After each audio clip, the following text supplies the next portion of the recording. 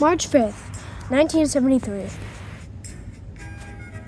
I've had this journal for a long time, and at first, when my wife got it, it became more of a paperweight more than anything else, but I decided to bring it out now since there seems to be something going on here.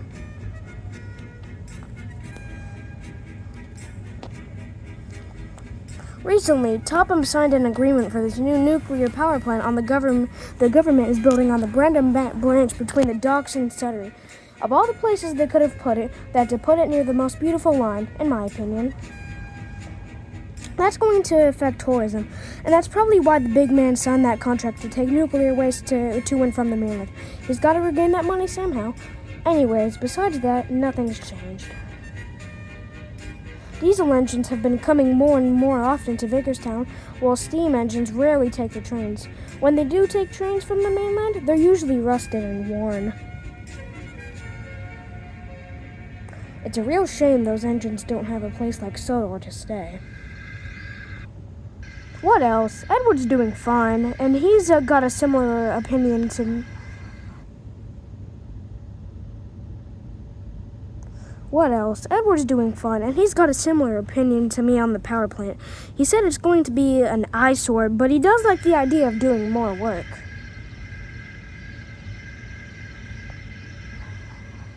March 5th, 1973.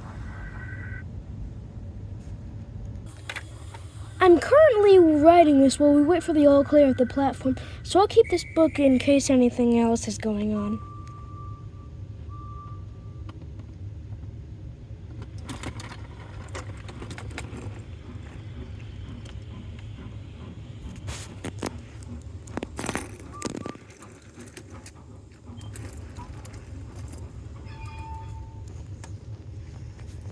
March 23rd, 1973. Well, as I said, if there was something weird going on, I'd write about it, and it seems like I was right.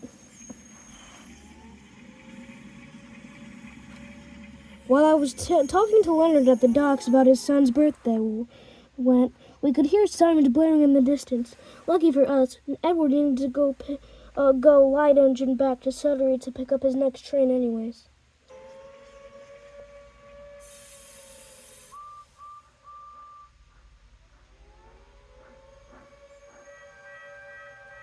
We found out the sounds of the sirens we were hearing were coming from the power plant, and saw firefighters speed past us when the line met the roads side by side.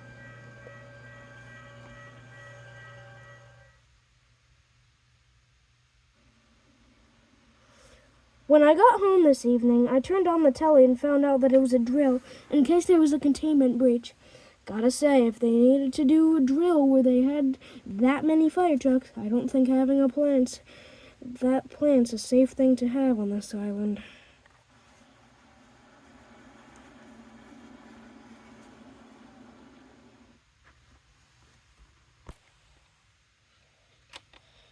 July 4th, 1973. God damn it. I knew this would happen.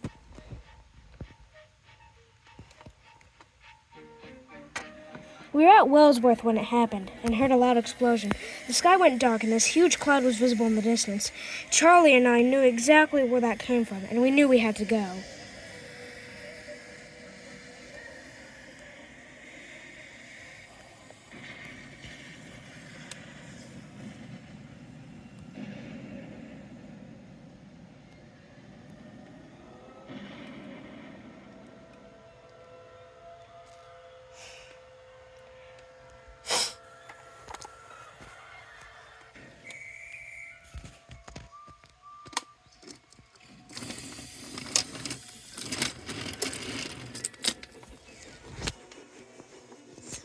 People cleared the platform faster than I've ever seen before.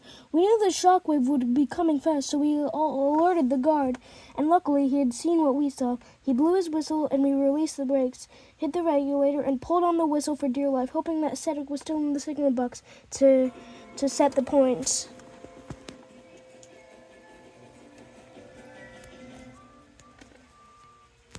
Thank God he was, because without him, we would have been killed. We sped down the line at speeds we've never gone before.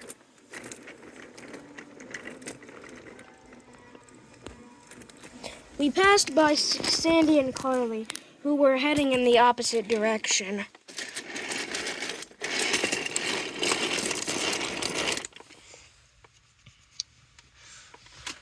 We found out later that they didn't make it alive, and neither did their drivers in their cabs. Unfortunately,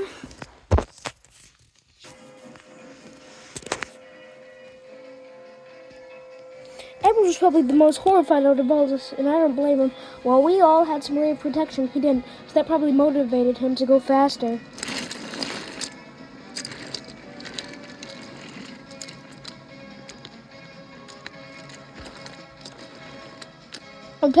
We shot past Crosby, and that's when the shockwave hit us. And Jesus, it was strong.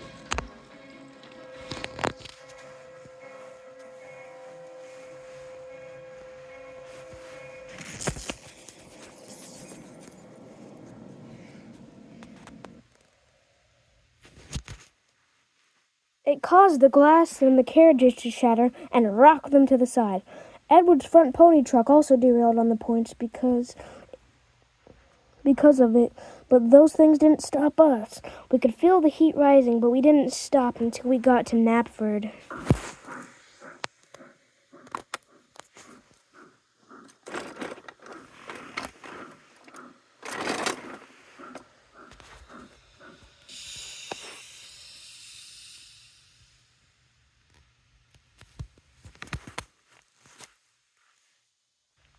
Luckily, we made it safely and huddled everyone in the station buildings and offices. We heard on the radio that the entirety of Brandon was hit by the explosion, and the death toll was unknown. I hope to God Leonard got out of there alive, but that was a slim chance.